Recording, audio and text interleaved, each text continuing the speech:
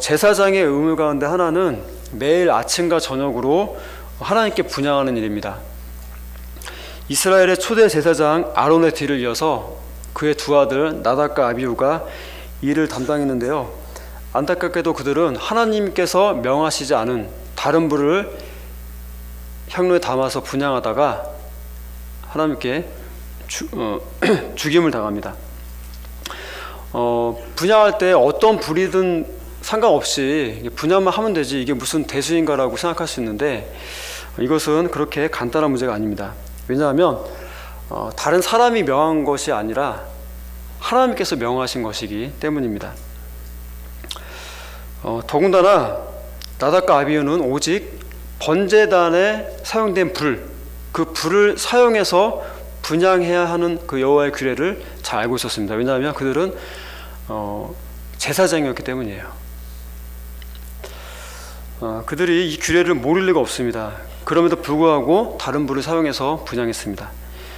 이것은 무엇을 의미합니까? 이것은 여호와의 규례를 멸시한 처사이며 여호와 하나님을 만홀히 여긴 처사입니다.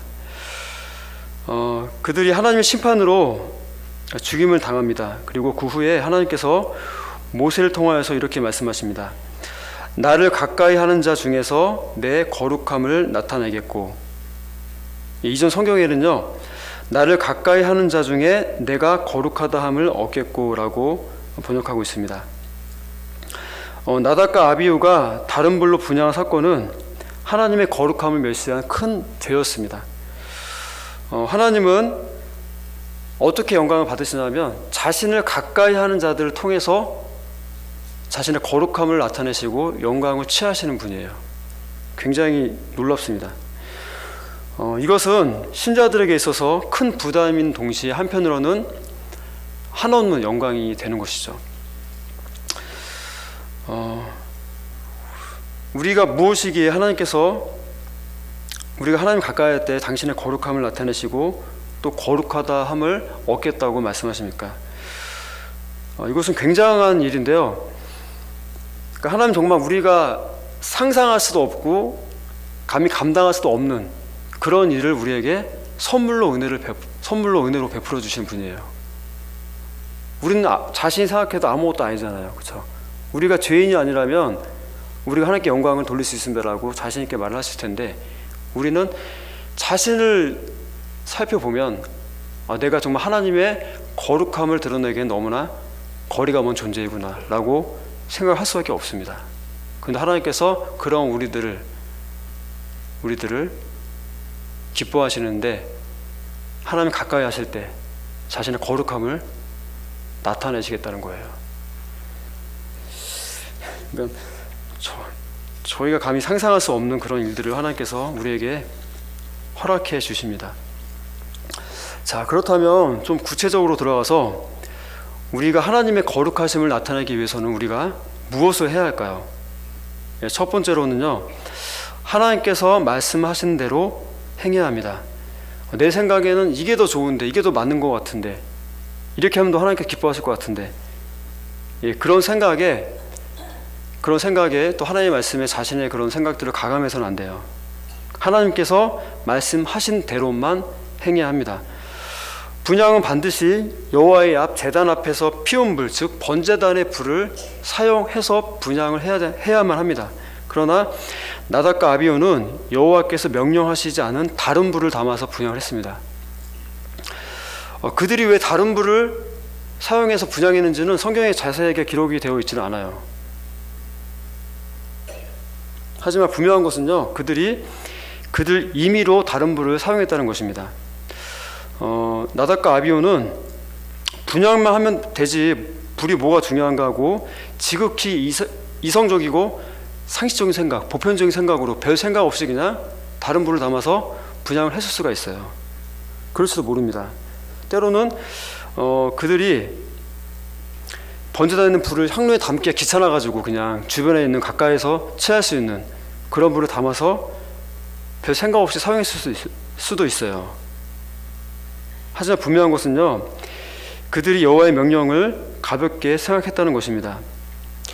이것은 오늘날 우리가 범하기 쉬운 죄이기도 합니다.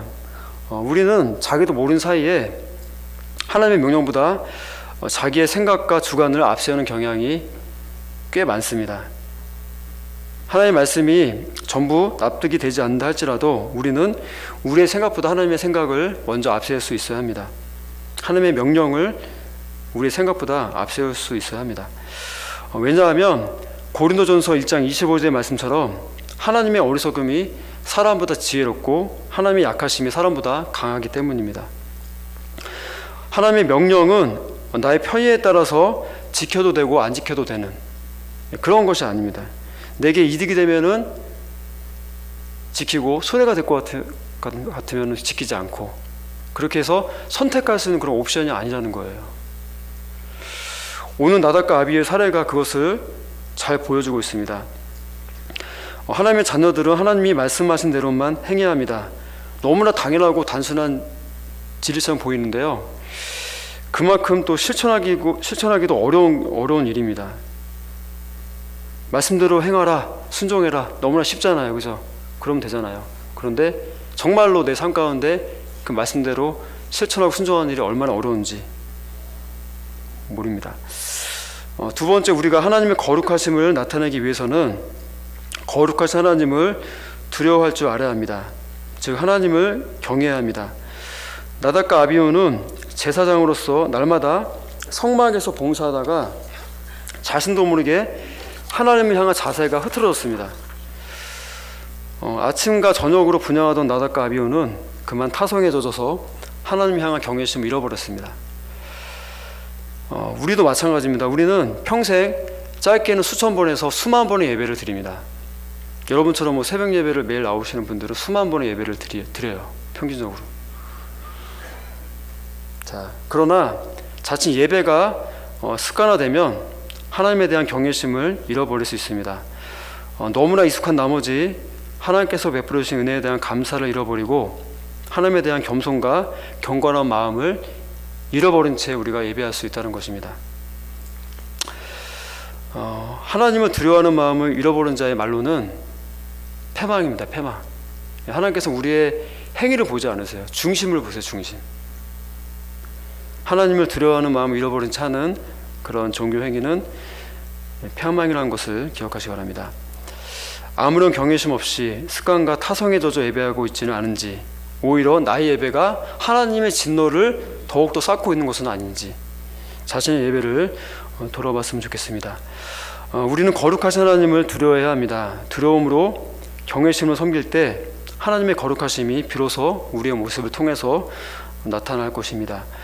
오늘 본문 3절에 하나님은 자신을 가까이 한 자들을 통해서 자신의 거룩하심을 나타내시고 온 백성들 앞에서 자신의 영광을 나타내시겠다고 말씀하셨습니다.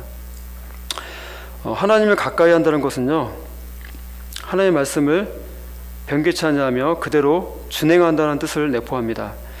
하나님을 가까이 한다는 것은 거룩하신 하나님을 두려움으로 섬긴다는 것을 말합니다.